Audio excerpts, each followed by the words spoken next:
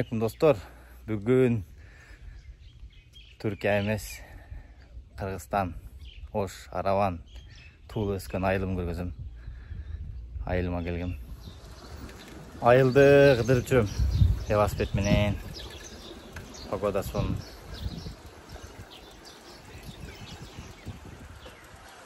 Бұл көчеге болса, жаңа асфальт төшөлүптүр. 2 жыл болды окшойт. Қанша жыл болды эме, келдар? Ол көчеге асфальт. 1 жылдан өтіп қалыптыр. Жолдар сопсон. Айылда мында алып коллекция қылсам болады екен ескі КамАЗдар. Илгери емес, 5-10 жыл мурун. Мектепте оқып жүрген кездерде бұл жерлерден, бұл жолдардан вечеринкаларға. Мына жерлердегі вечеринкалар. Мына жердегі вечеринкалар.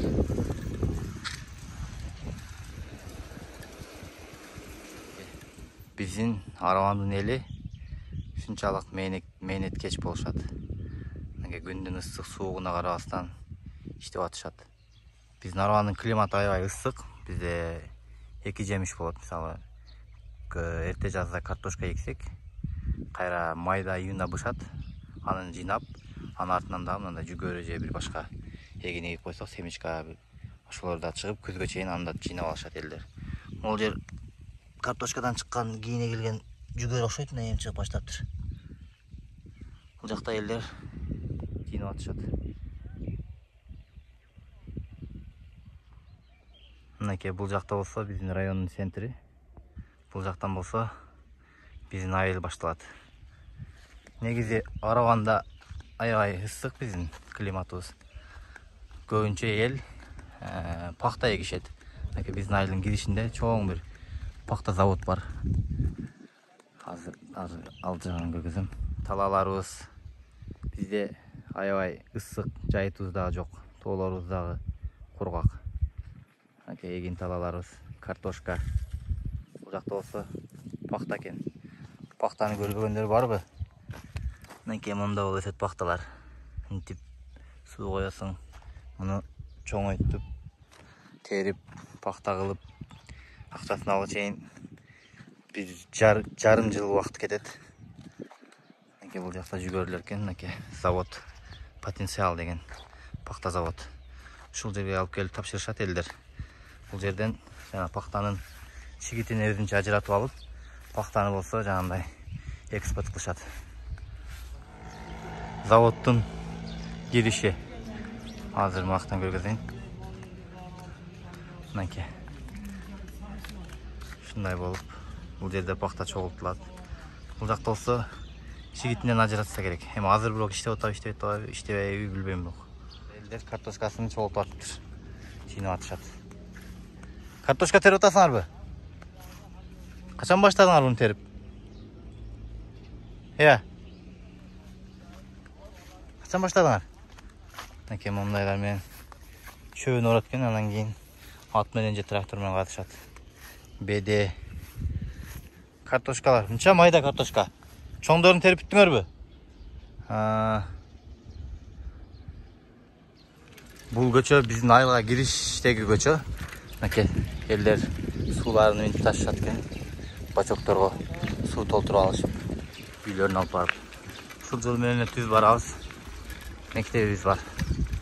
Элдар, иним менен велосипед тургулатабыз. Вообще-то бияка туристтер алып келсең болчу да, биздин айыл сон. Мынакей врачка велосипедтер жетип алып кетип атат. Айылыбыздын кириши Кызырабад айылы.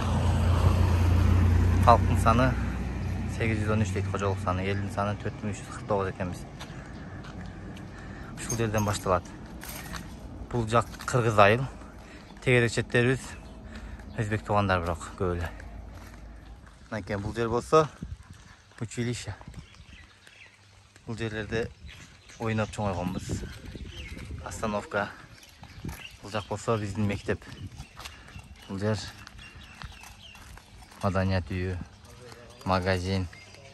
Бул жер болсо мурун эски мечит болуп, кийин кайра бир өкмөттүн эмесине өткөрүп берилген.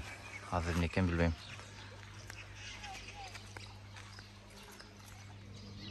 Birinci biznesimi ben ушул жерде баштаганмын. Окуучулук кезимде биздин магазин болчу могу жер. Ушул жерге дептер, ручка, ар кандай баягындай жаш балдар жей турган нерселерди алып келип, өзүм деле жаш бала болчумун. Ушул жерде сатат элек. Азыр өзгөрүп кетиптир.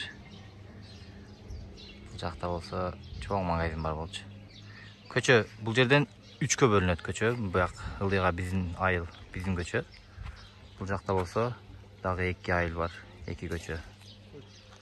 Биз окуп жүргөн кезде жаз келгенде ушундай баягындай бак отургузат элек. Мектепке ар бир окуучу бирден үйдөн бир мөмө жемиш же бир бак алып келчүк. Ошолорду ушул жерге биз отургузганбыз маларды. Азыр чоң болуп калыптыр. Бул жак болсо биздин айыл, биздин үй ушул жакта. Ушул жак биздин Өзбекстан менен чегарабыз бар ылдыйда. 4-5 километр ылдыйда. Өзбекстан менен чектеш айылыбыз. Мына мектеп биздин окуган. Бул жерлерде эмне деген жашыктагы сүйүүлөр, жүрөктөр. Мынакей бактар сон болуп чоңоюп калыптыр. Терезелер дагы алмашыптыр. Пластик болуп. А мен 1-класста окуган классым азыр көргөзөм. Бул ичинде занятие бар экен. Штора көрүнбөйт экен. Ушул жерде болчу. 2 кабинет. Ушундай мектеп биздин мектебибиз. 72-жылы курулган болуш керек, адашпасам. Кызыл жылдыз болгон. Дагы 3-4 жолу аты өзгөрүлгөн, акыркы могу Төлөн Исмаилов деген ушул жерде болгон мугалим Аксакал агайдын атына коюлган. Номер 5 Төлөн Исмаилов атындагы мектеп. Мынакей бул жак. Ушул жерде чогулуштар болот эле, линейкалар. Бул жерде дагы канча мугалимдердин урушунун сөзүн укканбыз. Мектептин кириши. Кышында болсо могу жерден дежурныйлар турат эле, могу жерден буттарыбызды тазалачу элек, карларыбызды түшүрүп, кир болсо, лай болсо тазалап, анан могу жерден киргизчү эле. Мектептин ичи 1-этажы. Мен да сүрөттөрүм болуш керек, азыр көргөзөм болсо. 2-этажы бул. Бул жерде болсо менин досторум, классташтарым экен, жаңы.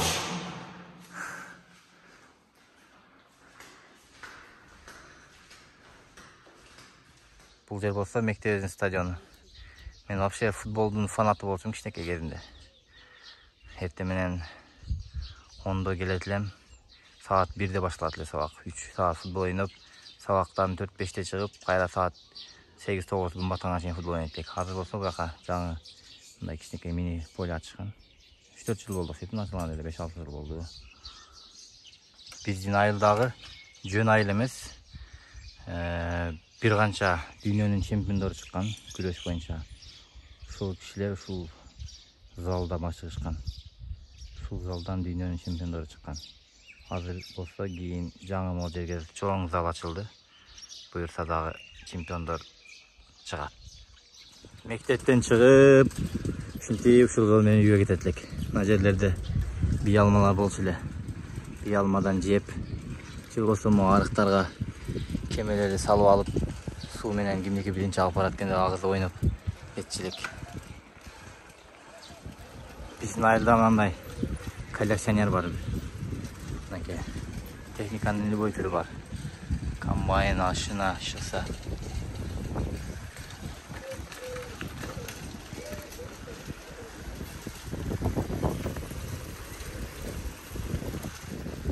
Жолдорубуз теп-тегиз мындай асфальт болгон. Соп-сонун түндөсү жап-жарык, мынакей прожекторлор бар экен. Кадимкидей шаар. Мындай айыл билбейм каякта бар. Айылыбыздын мечити бул жерде. Бул жер болсо биздин айылдын көчөнүн ортосу, центр. 4 көчө деген легендарный жер. Мынакей бул жак. 4 көчө деген жер. Мынакей көчөбүз. Каядан атасыңарбы? Менин үйүм бул жер.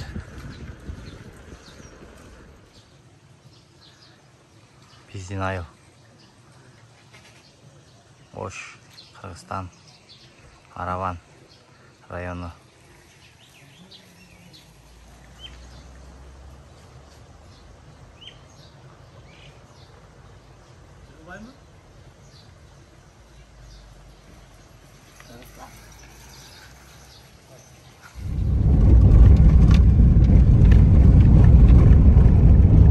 Менин айылым анча-мынча шаардан да жакшы. Ачы, прожекторлар, жабык жарык. Трасса.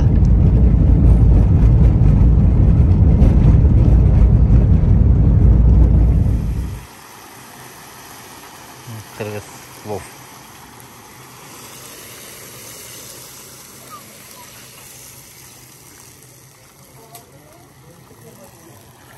Жакта совет пешат.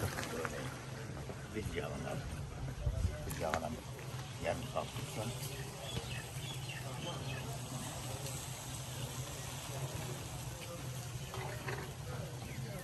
Açık olsun böyle. Kandan mı? Candan.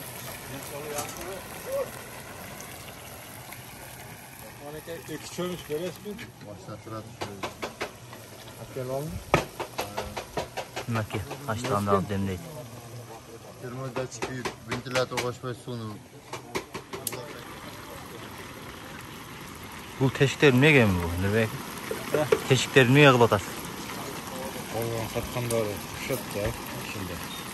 Bu çıkıyor.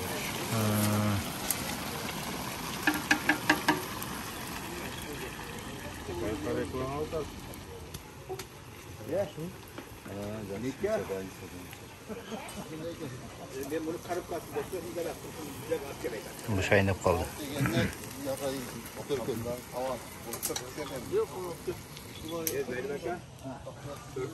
Тоже değer. Kıskaça şunday menin ayılım. Buyursa keyinki videolarda hemen İstanbul'dan görgüzüm. Lan gelin lan. Men kayra ile İstanbul'a getem. Buyursa keyinki videolarda kayra İstanbul'da görgüzüp ulantam görüşkönçe.